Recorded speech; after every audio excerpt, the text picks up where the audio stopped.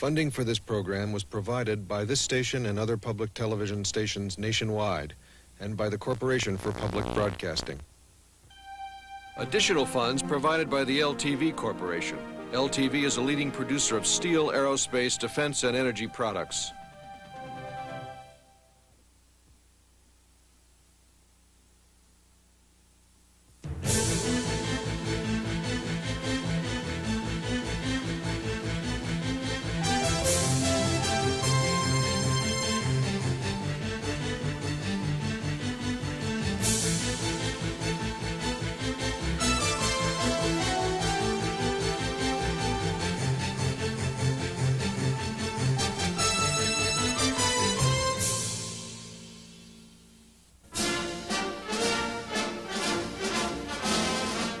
This is Hedrick Smith.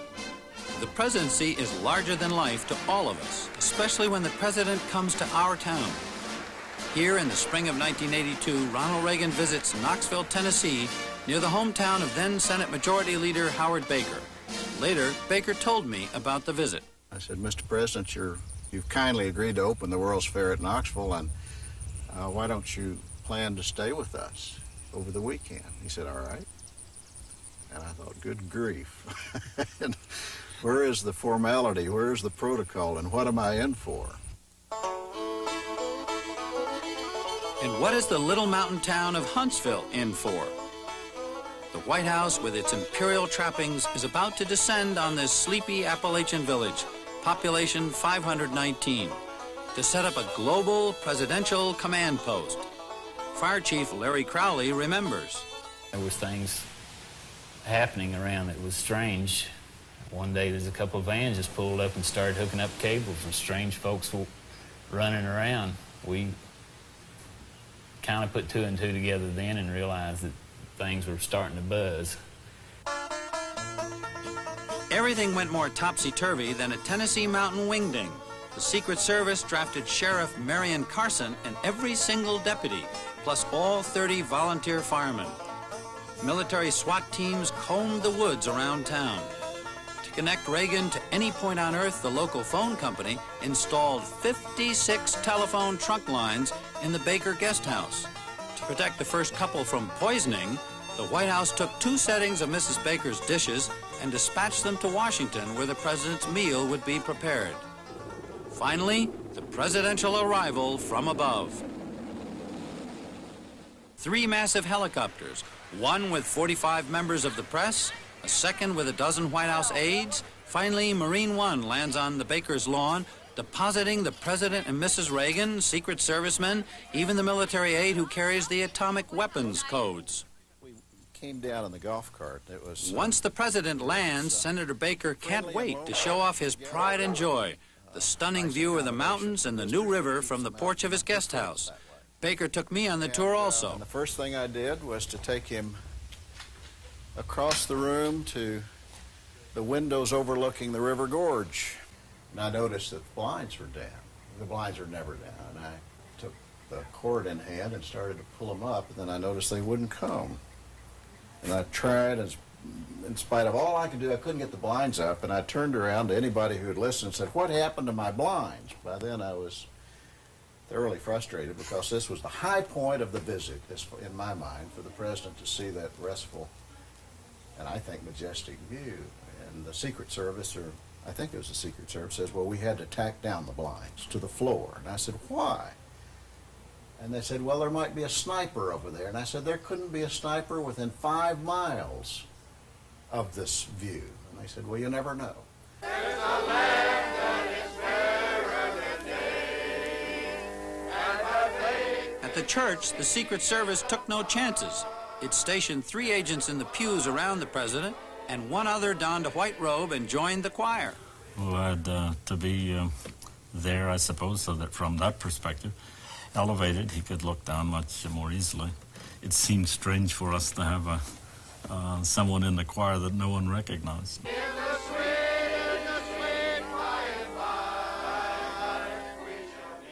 We knew there would be some security precautions, but all the things that they did in the last couple of days amazed us.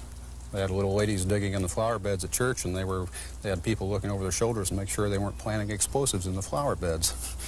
Officer, can we get you to move this? Sergeant, can we just get these?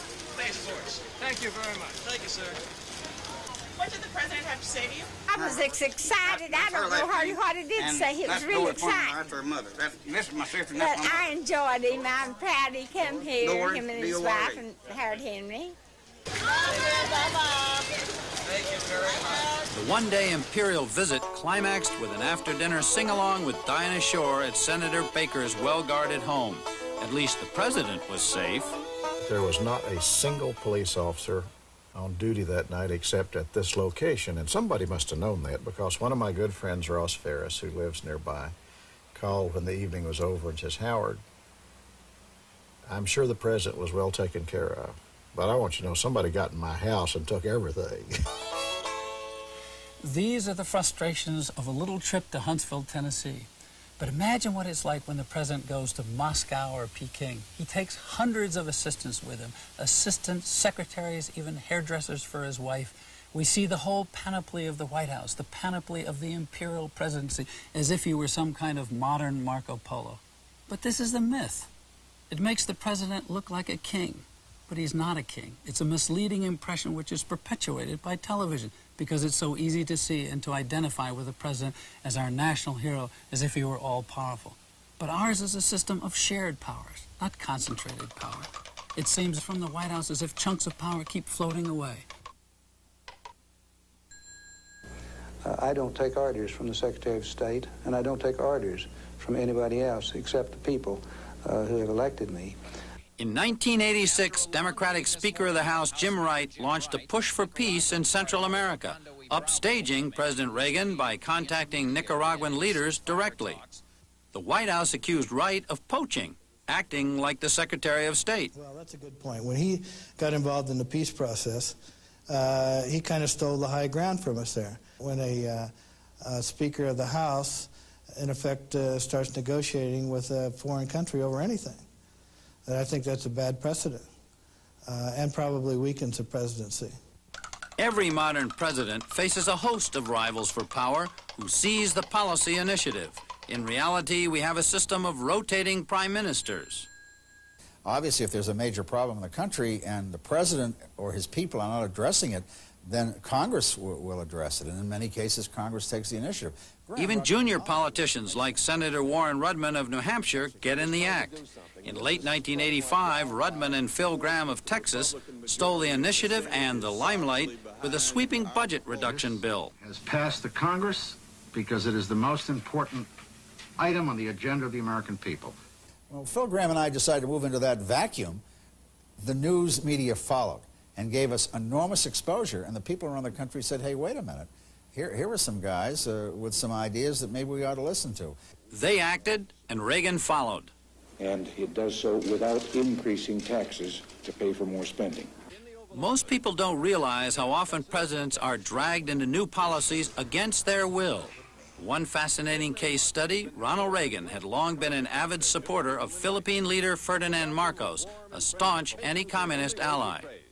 Yours, Mr. President, is a respected voice for reason and moderation in international forums.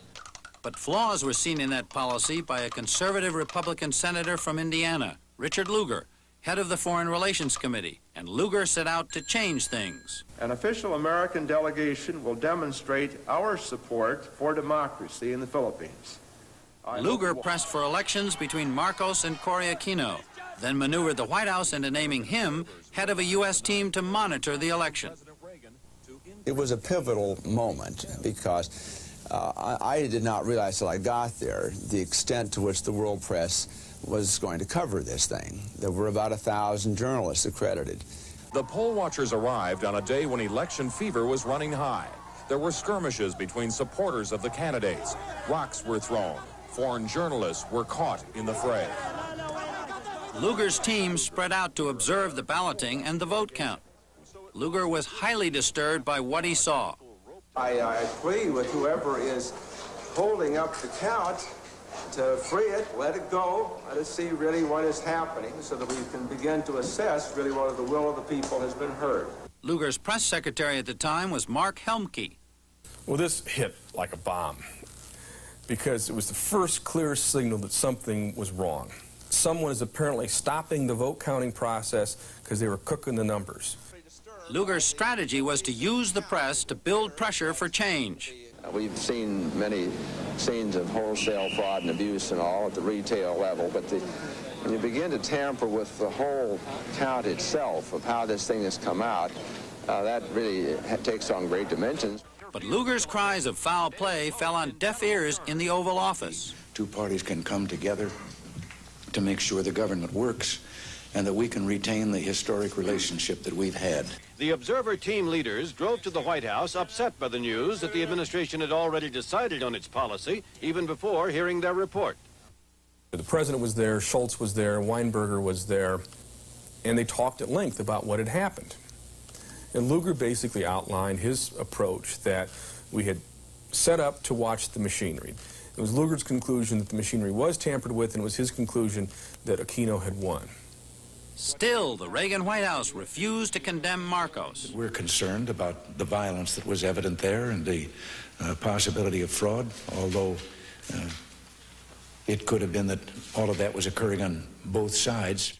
It was a very, very unfortunate press conference. It implies that the president was misinformed.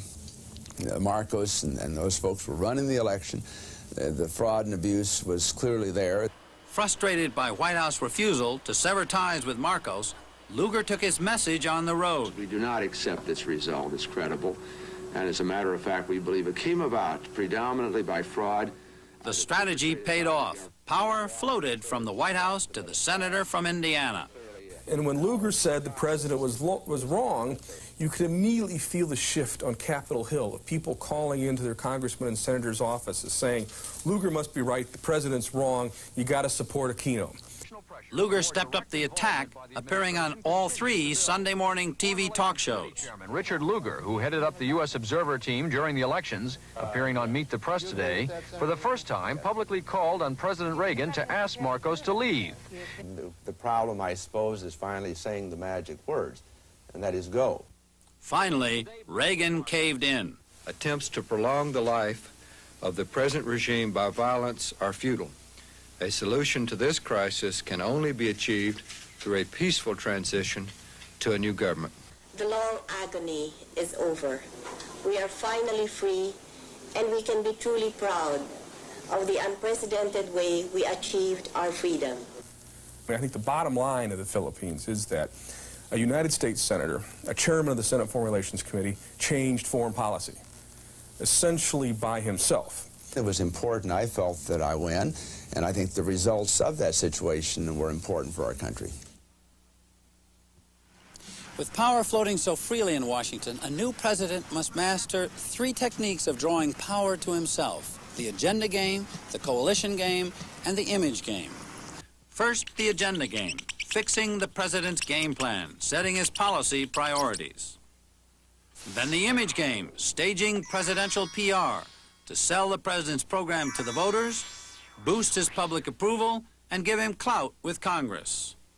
Finally, the coalition game, biggest of them all, fitting the pieces all together. This is the actual building of alliances in Congress, forming the power networks that sustain presidential programs. The presidents who have been most successful, especially on domestic policy, are good at all three games. Franklin Roosevelt, and sometimes Lyndon Johnson and Ronald Reagan. But others, like Jimmy Carter, Richard Nixon, even Jack Kennedy, fared less well with Congress because they were good at one or two games, but not all three. When it comes to the agenda game, the president's great advantage is his ability to command center stage. But wobbly performance can be fatal, especially as the term begins. Here's advice from President Kennedy's former aide, Ted Sorensen, for the next president. He must take the initiative. If he delays too long in filling posts and sending up messages and declaring what his national program is, that vacuum will be filled by lobbyists and special interest groups, by congressional subcommittees and staff, by bureaucrats within his own executive branch. So if he can establish a good working relationship with Congress, under which he is going to be the leader, and if he can then exercise that leadership by setting the agenda, seizing the initiative, I think he'll be off to a good start. The agenda game starts right after the election. Speed and focus are vital. A new president must choose only 2 or 3 big priorities, put off other campaign promises. In 1977, Jimmy Carter was too ambitious. Jimmy Carter got off to an affectionate start with the country. He was certainly well liked. There was a sense of this was a good man coming into office, a decent man. Held Rosalind's hand coming down Pennsylvania Avenue. The problem the Carter administration encountered, and I think the strategic mistake they made, was they tried to do too much too quickly, and they cluttered the agenda. They confused the public about what they were doing. They all said, "We're confused about what this man really stands for. He's all motion but no direction. There are no set of priorities." Carter's troubles can be traced to his very first day, when his staff first assembled at the White House. This is how Mark Siegel, one Carter aide, remembers that fateful beginning. The first thing that was said to me was that I was told there was going to be a senior staff meeting at 4 o'clock. And by 4, almost everybody was there. And then I looked at my watch, and it was 4:05, and it was 4:08, and it was 4:10, and we're all sort of fidgeting. And at about 4:15, Bob Lipschitz, who was counsel to the president, said very shyly, he said, well, I guess I'll call this meeting together because I'm the oldest one here and there's really no one to call it together. I was uncomfortable at that first meeting, and as the meeting progressed and people started to talk, I became more uncomfortable because I saw that not only wasn't there an agenda for the meeting, there didn't seem to be an agenda for the presidency. Congress has to be told by a president, here are 1 or 2 major things to work on. Focus your attention on those, and then let's get on to some other things.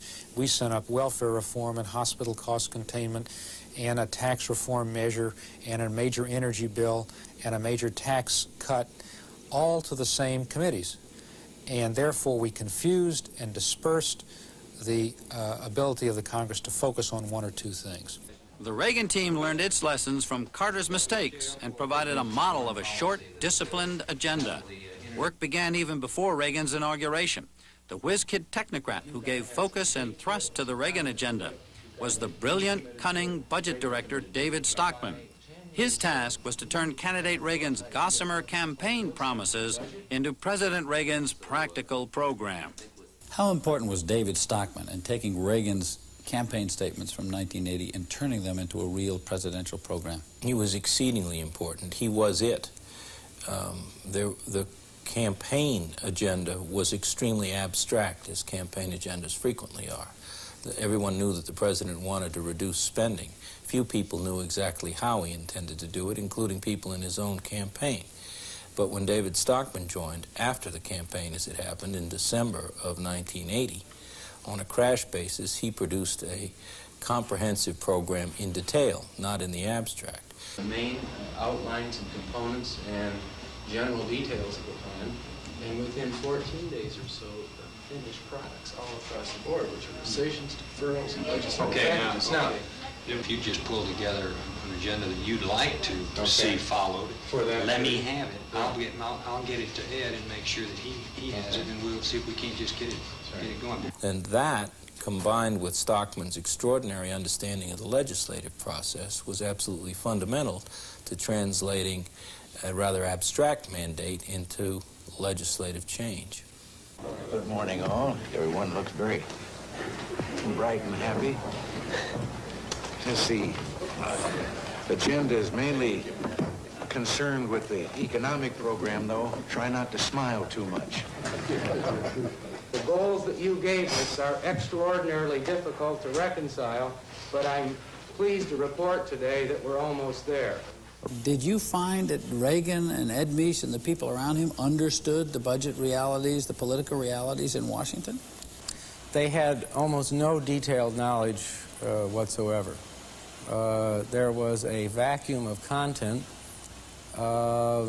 masked by a kind of sweeping rhetoric as to direction and as to objective. And they weren't prepared, and I think that is what created the opportunity for myself and the team that I had at OMB to step in and more or less write the ticket.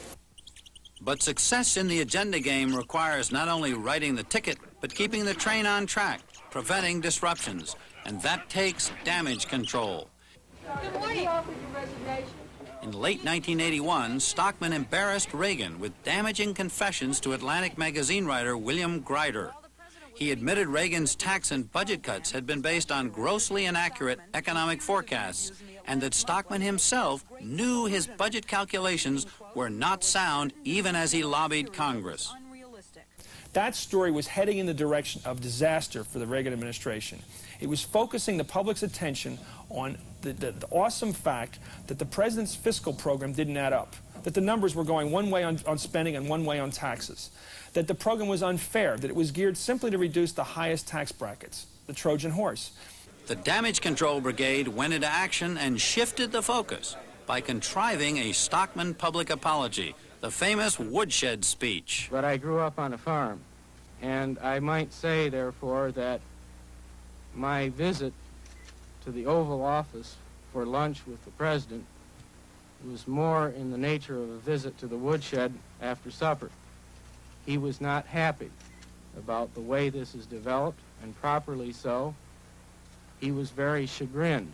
Why didn't you recommend firing him? Well, because he was really carrying a heavy load for us at the time. We were we were really pretty much in the still in the midst of trying to move some of our legislative program. He had a knowledge and an understanding of some of these issues that, frankly, few, if any, others in the administration had. They accomplished their goal. They made it into a People magazine story, a real simple human interest angle, which any reporter that didn't have any notes and didn't want to do any research could handle. The prodigal son betrays his father, then he comes back and begs forgiveness and comes back to see the old man. The old man kindly but sternly says, "Yes, my son, but don't do it again." Reagan looks better. Things looked better, but they weren't better. The final irony is that the economic problem is still with us, the price that voters pay when the White House is too slick at damage control. The greatest test of any president is the coalition game. To most people, the president is commander-in-chief, but in our system of shared powers, presidents rarely command. More often, they persuade, and it takes the power of persuasion to form the coalitions that are the engines of policy. Harry Truman lined up Republicans like Senator Arthur Vandenberg to approve the Marshall Plan of aid to Europe. That master coalition builder, Lyndon Johnson, marshaled big Democratic majorities to pass his Great Society legislation. But more often, coalitions require roping together politicians of different stripes. You have to have a concept that is saleable, and saleable on a broader base than just party or just interest group. You have to put together oil and water. You have to put together conservatives with liberals, each with a different reason for being for the particular process, but they have to come together or you don't get a national solution that's really going to stick. In the cases of Ronald Reagan, an outsider who embraced Washington, and Jimmy Carter, who remained an outsider, we can see what's at stake for a president in the coalition game. In this game, the president's first move must be to secure his own political base, to forge working alliances with the leaders of his own party in Congress. Jimmy Carter had trouble doing that. Jimmy Carter was elected to the White House in part because he was an outsider and he ran against the Washington establishment.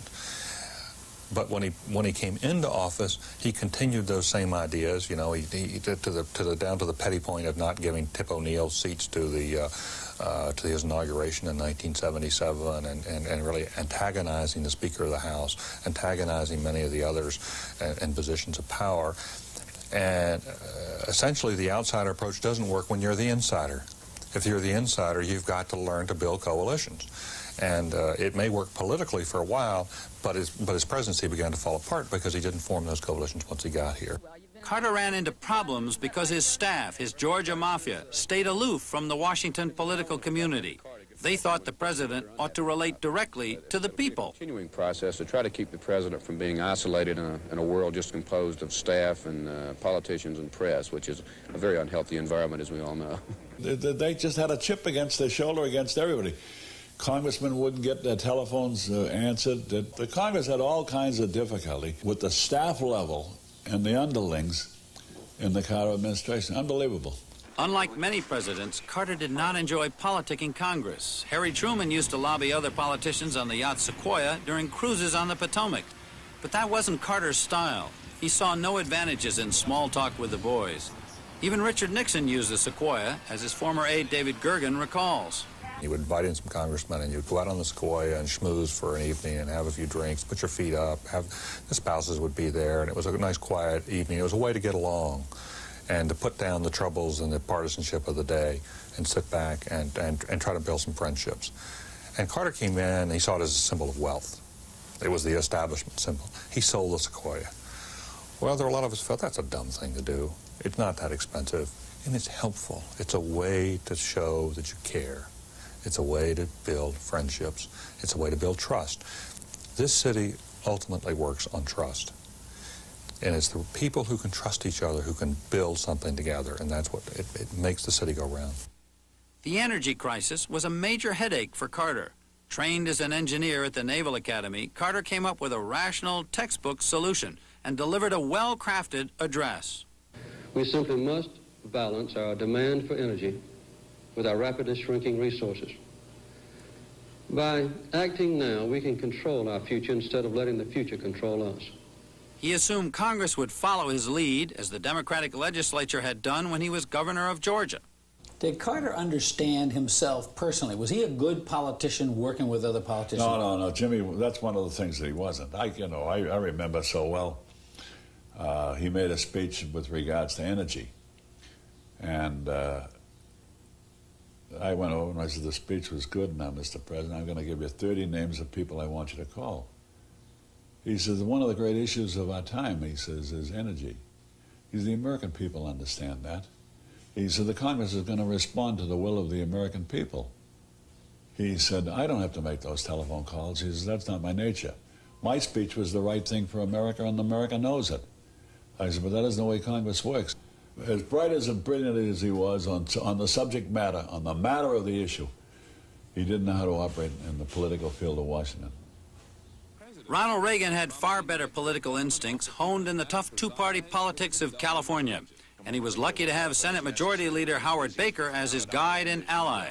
For Howard Baker's decision to support Reagan's program set the stage for Reagan's enormously successful first year. Do solemnly swear that I will faithfully execute. Well, you know, that was a poignant moment for me as I watched Ronald Reagan stand where I had wanted to stand. And I heard the Chief Justice administer the constitutional oath, and then the new president started his inaugural address. We suffer from the longest and one of the worst sustained inflations in our national history. I thought, you know, he's not making these promises just for himself, but in a way he's making them for you too, because you are the majority leader of the Senate. It's something that Republicans haven't done in a long time, and you have never done, and he's making these promises for you. And I guess it was at that moment that I decided I was going to be Ronald Reagan's spear carrier. I was going to be his man in place in the Senate and carry his flag. Republican unity was the rock on which Reagan constructed his legislative coalitions. Reagan's election victory created a sense of hope and momentum, and Howard Baker rallied the troops from both wings of the party.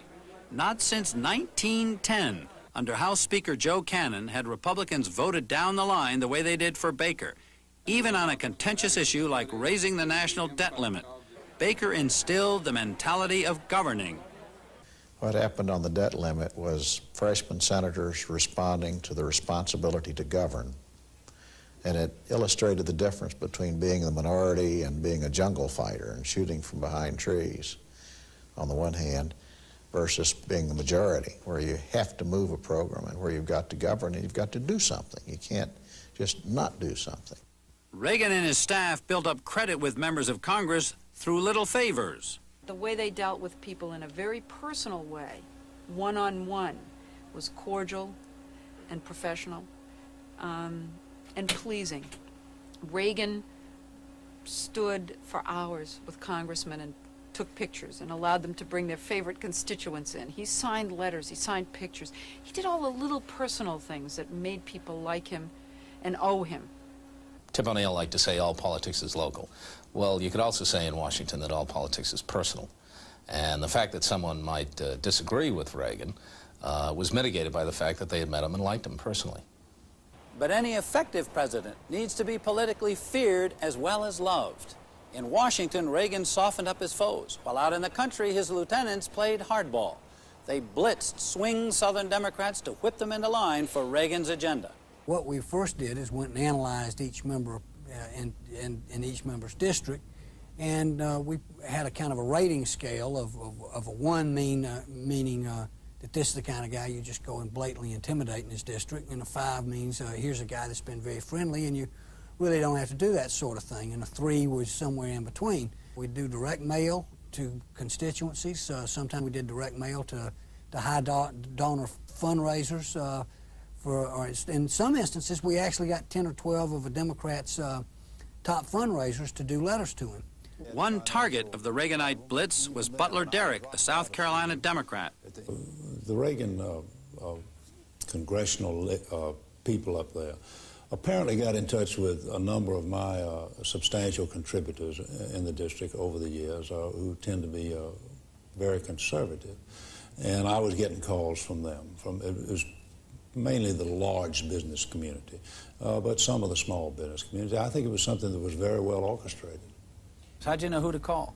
Well, I've been in Southern politics for a long time. In the instance of Butler Derrick, I knew them all. So I called him up and said, you know, I've got a good project for you. Would you call Butler Derrick and advise him that if you believe in the president's program, that you think it'd be wise for him to support the program?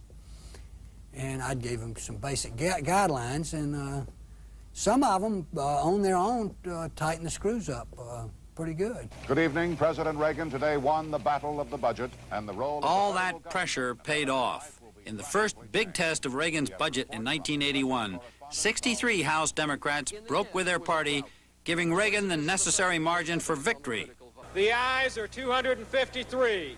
The noes are 176. The amendment is adopted.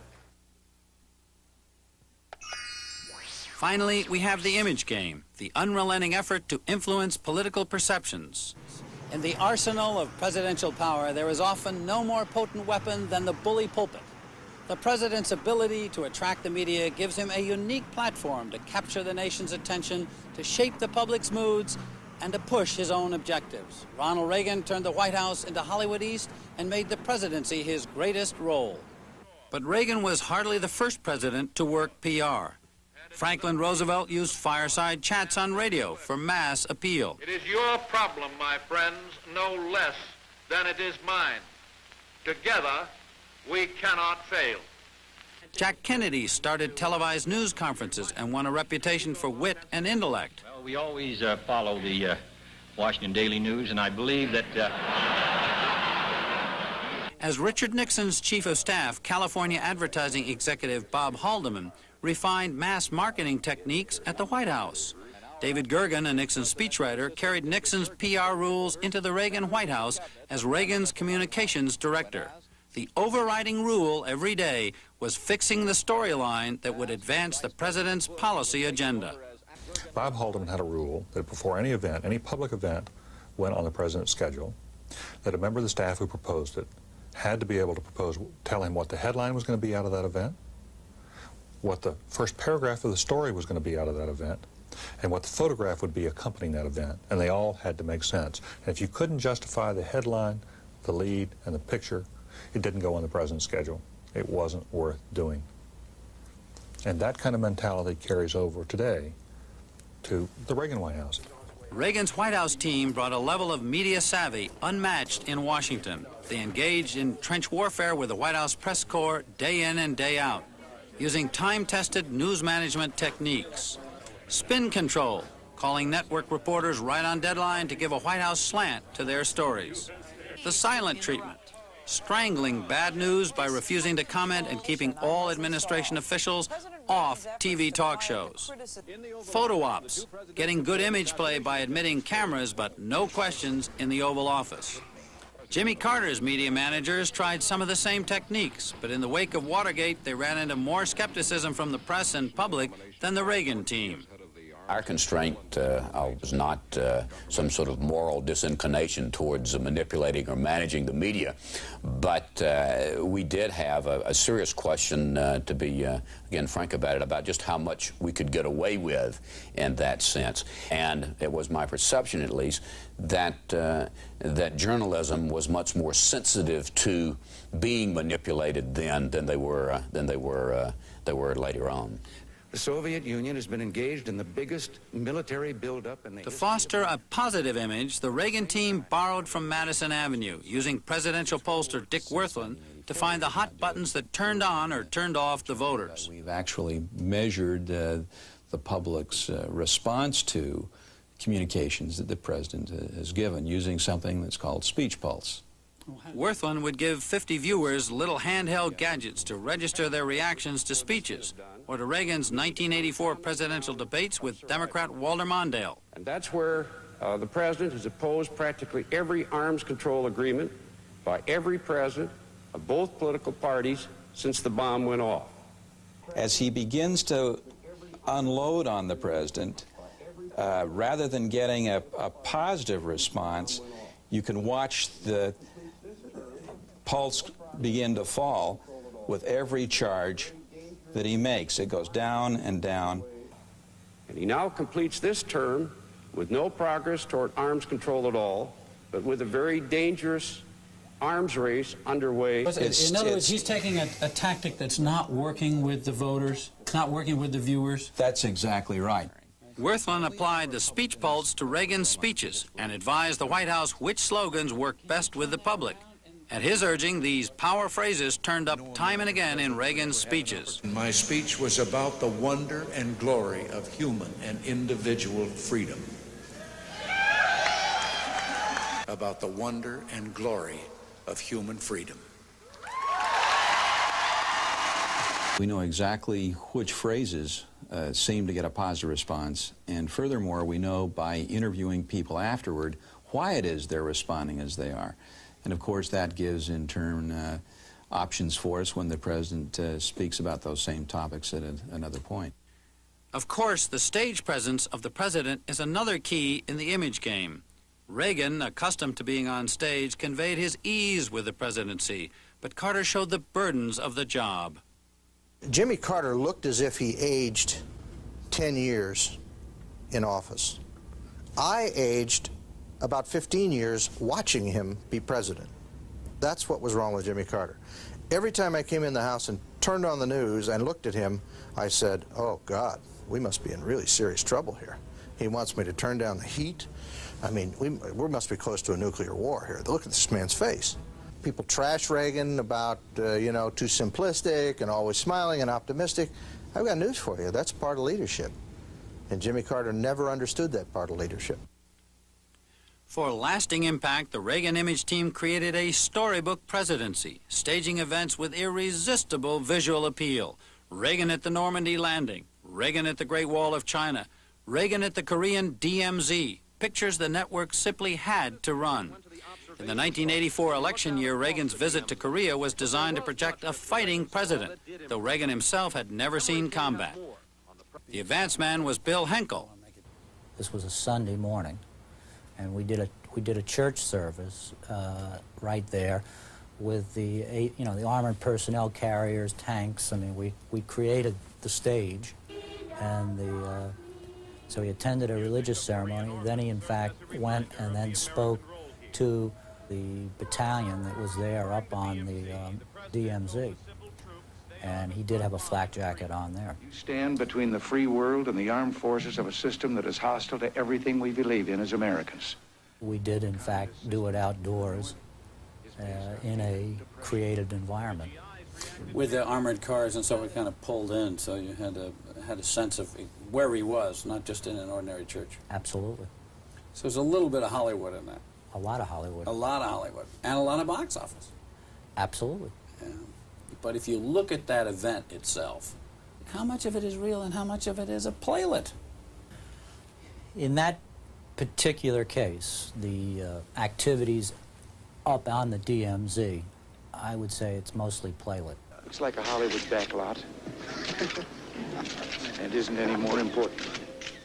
we clearly wanted to create an image of Ronald Reagan as Commander-in-Chief with these fine young Americans on the line with communism. It was great theater.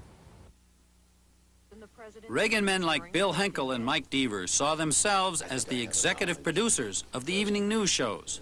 The administration devoted some of its best minds to carefully scripting news spectaculars, deciding what images would become indelibly etched in the public mind. As an experienced actor, Reagan could make their scripts look spontaneous. We will always be proud.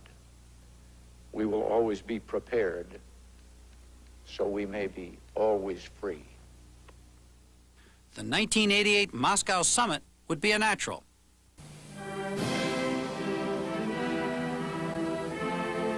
Some of us who covered the summit felt we were being fed a steady diet of public events in order to overshadow the lack of progress in the talks.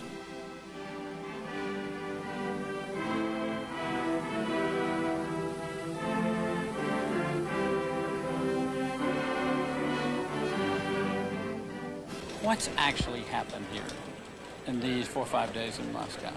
Well, the most obvious thing has happened is that there's been a great theater, a great stage setting for the world.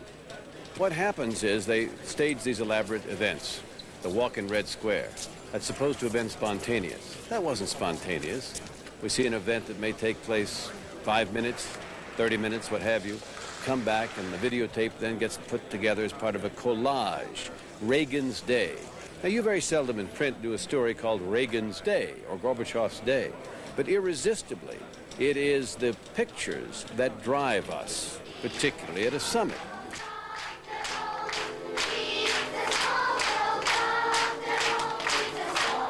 So you were a prisoner of the choreographers as a correspondent? To a large extent. We have to take what we get.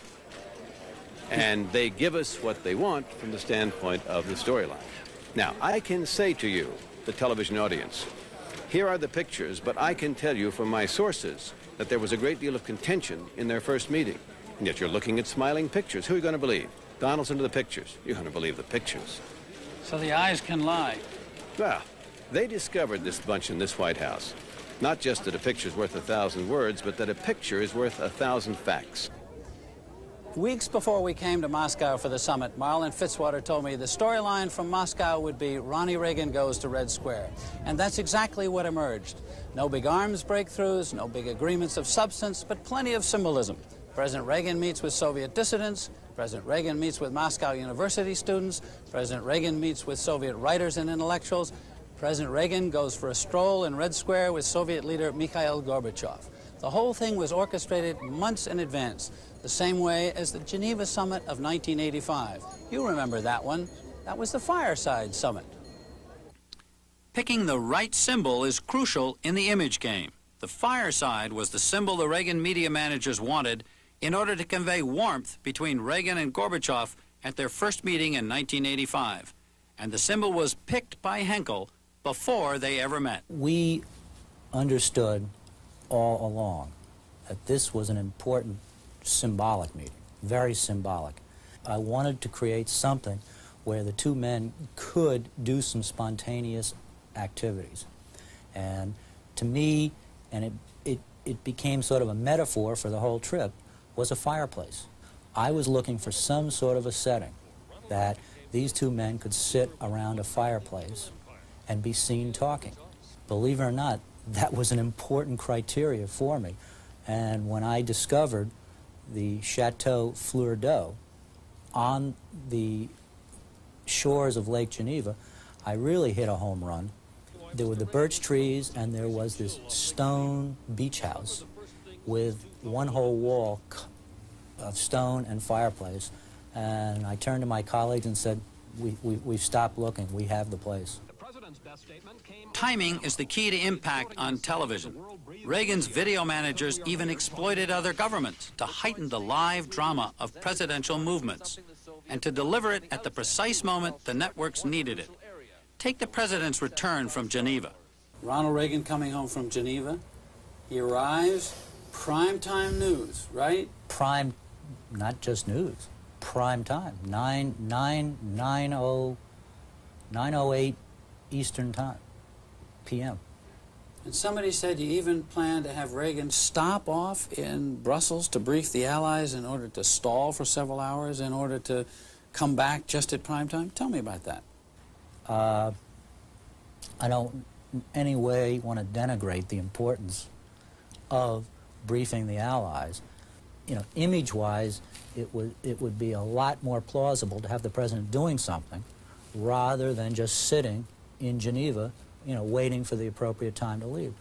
It was very easy to develop an event to have the president stop in Brussels, go to NATO, brief the Allies, consume just the requisite amount of time, and then fly on to Washington, get to Andrews, get on the helicopter, and be landing at the Capitol, I think 9:02 and 30 seconds. While the network anchors are beginning to introduce him as he goes to make his report to the nation. Absolutely.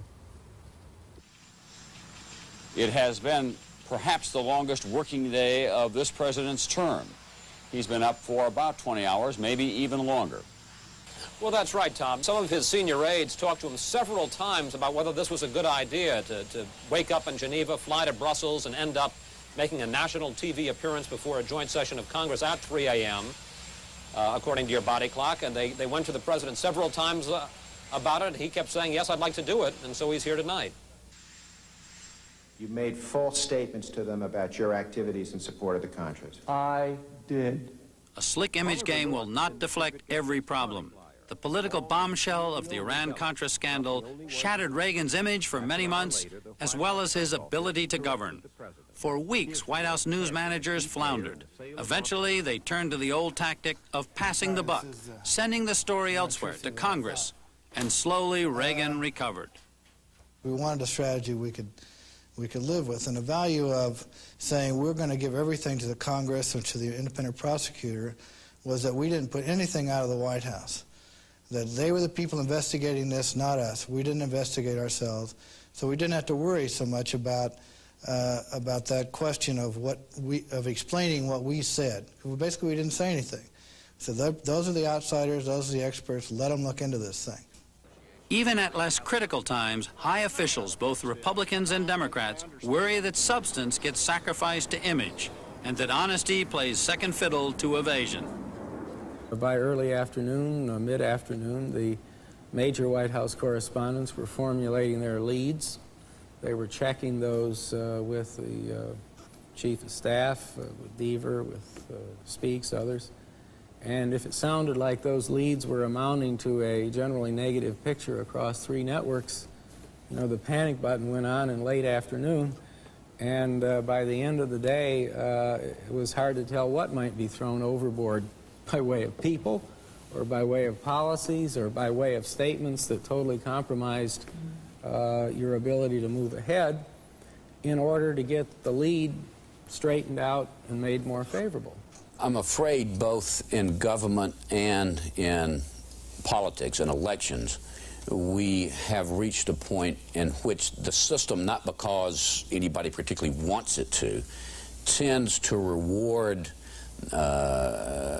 government officials and politicians, candidates, who are less rather than more forthcoming, who are less rather than more candid, who are less rather than more available for cross-examination or interrogation on what they're about. I don't know how we change that, as a matter of fact, but I've often said, if you take two candidates, all other things being equal, and you put them out on a campaign trail, one of them holds a press conference every day, does 4 or 5 events, on the whole responds directly to questions and so forth. The other does about 1 speech a day, has a press conference every 6 months, that sort of pattern. The candidate that doesn't respond will win every time. It was that kind of strategy that George Bush pursued in 1988. His campaign was long on symbols and short on substance, sharper in defining the flaws of Democrat Michael Dukakis than in spelling out Bush's policies. His revolving door prison policy gave weekend furloughs to first-degree murderers not eligible for parole. I asked President-elect Bush if his hardball partisan campaign tactics would hurt him in dealing with the Democratic Congress. Well, this concept that the whole system would screech to a halt because we had a rough and tumble campaign, it's absolute crazy. I mean, there may be one or two people out there that harbor some personal bitterness, but I don't, and I took plenty of shots. And I don't think the Democratic leadership does. They've taken shots. They get elected every 2 years in the House. They run every 6 in the Senate. If you run for sheriff, you know how to take it, and you know how to dish it out. And you know when politics stops and when governing begins. And I've run for sheriff. If you look at the agenda, what are going to be your top priorities? Well, one of them has to be the federal budget deficit, and that is a top priority of the United States Congress, and it's a top priority of the administration. Then, do you remember the expression, 1,000 points of light? Well, I want to reinvigorate the private sector if I can. I want to start that youth entering service program that I think could help bring out the best in our young people and also help solve some of the problems of the inner cities thereby. I want to do more in education, and that means working with my Secretary of Education, formulating our proposals, getting them up to the Hill. We're going to have a strong environmental team under our new head of the Environmental Protection Agency, and I'll have to spell out some priorities there. So broad in general, the budget deficit, specific, education, environment, and then clearly with an overriding concern that almost gets into the deficit category, the war against drugs. Mr. President-elect, listening to you, I'm both inspired and puzzled a little bit. The inspiration is clear. The puzzlement comes from this. It seems to me, listening to you, I hear a few echoes of Jimmy Carter, and that may sound strange to you. I don't mean in terms of... very strange. Yeah, okay. I don't mean in terms of specific policies. What I mean is that when Jimmy Carter came in, he wanted to do something about the environment. He wanted to do something about education. He wanted to do something about bringing taxes down. He wanted to do something about the budget deficit, and on and on. And one of the problems he had was focusing the Congress. He confused the Congress, and he confused the country. Please don't suggest to me that if I don't say that, if I throw in the question of trying to do better on fighting narcotics, that means I'm not interested in the deficit, the one major, economic problem facing us. I think to be so uni-purpose that you say you're going to do nothing else until the deficit is solved is myopic. These are George Bush's thoughts rapidly approaching Inauguration Day. Somewhat surprisingly, he's still offering the same ambitious political menu that he offered during the campaign. His agenda may gain focus in the weeks ahead, but right now it sounds almost as sprawling as Jimmy Carter's was, and that got Carter in trouble. George Bush has another potential problem. Like his 4 Republican presidential predecessors, he faces divided government. He won the White House big, but the Democrats won control of both houses of Congress. In most of the Reagan years, that led to repeated deadlocks on defense issues, on the budget, on aid to the Contras, on social spending, and many other big issues. It ain't going to be easy. It's going to be rough. You're going to have people jumping all over me after my budget proposals go up there. And I'm going to say, come on. This is the way the system works. If you want to get something done for the country, let's sit down and talk about it. And they do want to get something done for the country, and they'll sit down and talk about it. And when somebody climbs all over me in a flamboyant thing on some program, I'll say he's doing just what he ought to do. All the voters in Michigan and Kansas or wherever he's from will think this is great, and that's what he ought to do. Now come on and let's you and me talk quietly and get this problem solved. Private bargaining is vital, but it's no guarantee of success. Other Republican presidents have tried it. Eisenhower, Ford, Reagan, even Nixon. But bargaining has often broken down because of bedrock partisan disagreement on the issues, and the veto that can be exercised by the opposition as well as the White House.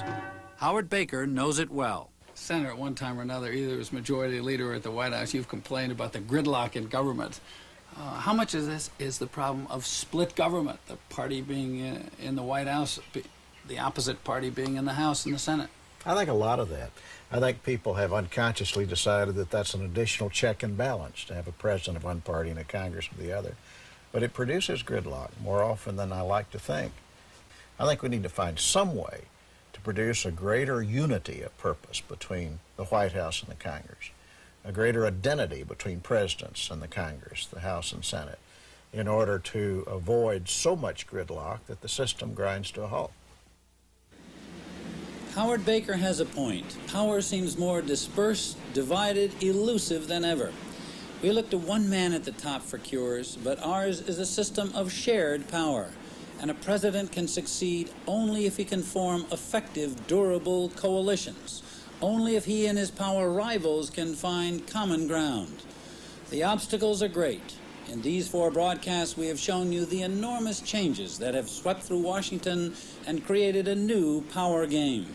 The earthquake in Congress, the electronic mass marketing of the constant campaign, the muscle of the lobbies, the immense influence of the unelected staff and the press, and the games of pork and turf that hobble our national defense. Our purpose has been to give you a better understanding of how Washington really works, why it doesn't work better, and why it is so vital for all of us, President, Congress, and voters, to put cohesion and common interest ahead of tactical ploys and special pleadings. What we're about to witness is the performance of a new leader. The fate of the Bush presidency is at stake, but much more. Our national destiny and the functioning or malfunctioning of our whole political system. I'm Hedrick Smith. Thank you for being with us.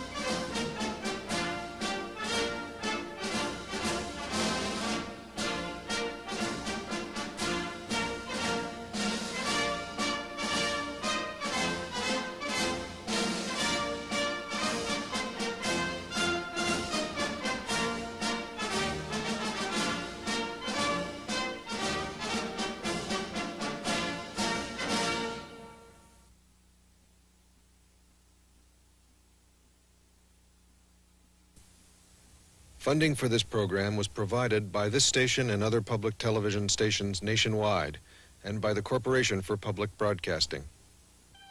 Additional funds provided by the LTV Corporation. LTV is a leading producer of steel, aerospace, defense, and energy products. Video cassettes are available from PBS Video. Call toll-free 800-424-7963.